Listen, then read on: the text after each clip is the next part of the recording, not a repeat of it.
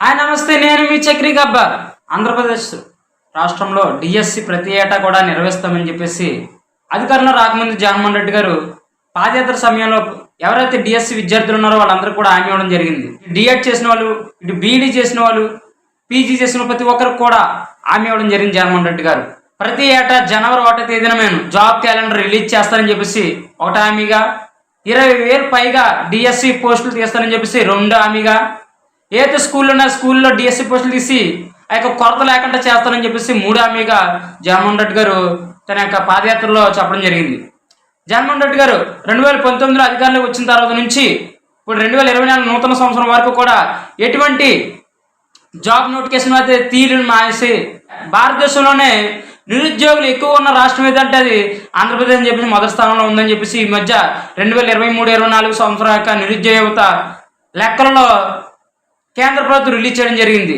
నిరుద్యోగ యువత పరిపాలన ముఖ్య కారణం జగన్మోహన్ రెడ్డి గారు. ఎందుకంటే అతను అధికారంలో వచ్చిన నుంచి డిఎస్సి పోస్టులు అనేది తీయడమే మానేశారు. అసలు ఈరోజు ఎంతమంది బీఈడీ చదివిన వాళ్ళు, ఎంతమంది డిఎడ్ చేసిన వాళ్ళు, ఎంతమంది పీజీలు చేసిన వాళ్ళు కూడా అయితే ఉండి, సర్టిఫికేట్లు అయితే ఉండి ఎక్కడా కూడా స్కూల్లో పోస్టింగ్ లేకపోవడం వల్ల, అట్లీస్ట్ విద్యా వాలంటరీ వ్యవస్థ కూడా లేకపోవడం వలన వాళ్ళు ఖాళీగా ఉండి ఏం చేయాలో తెలియక ఇంటి దగ్గర ఉండాల్సిన పరిస్థితులు.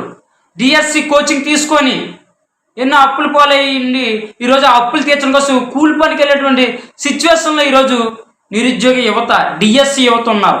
మరి జగన్మోహన్ రెడ్డి గారు అధికారం వచ్చిన మరి తీస్తానని చెప్పి మరి ఎందుకు తీయలేదు? ఉద్యోగస్తులు వాళ్ళకి ఇవ్వాల్సిన డిఏలు బకాలు చెల్లించమని, శాలరీలు పెంచమని ధర్నాలు చేస్తుంటే, ఉద్యమాలు చేస్తుంటే ఈరోజు యువత ఎందుకు చేయకూడదు?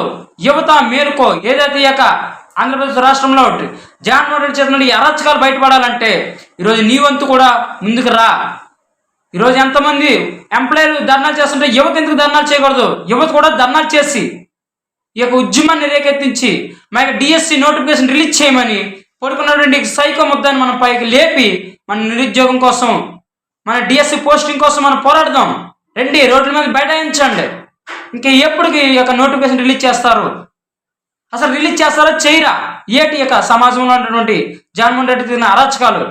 మరి విద్యాశాఖ మంత్రి బొత్స సత్యనారాయణ అయితే ఏం మాట్లాడుతున్నారో తెలియట్లేదు.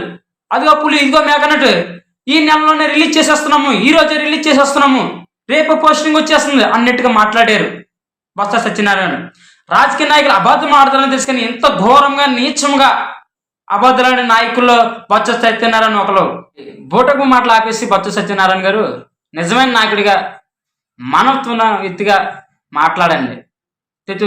అని మాట్లాడకంట ఇస్తే డిఎస్సి పోస్టింగ్ ఇస్తామని చెప్పండి, నోటిఫికేషన్ ఇస్తామని చెప్పండి, టెట్ నిర్వహిస్తామని చెప్పండి. అంతేగాని ఏదో ఇదిగో పోస్టింగ్ అదిగో పోస్టింగ్ అయితే బూటకు మాటలు ఆపమని మరొకసారి హెచ్చరిస్తున్నాం. అలాగే జగన్మోహన్ రెడ్డి గారు మీరు ఇంకా మారని మాకు అర్థమైంది.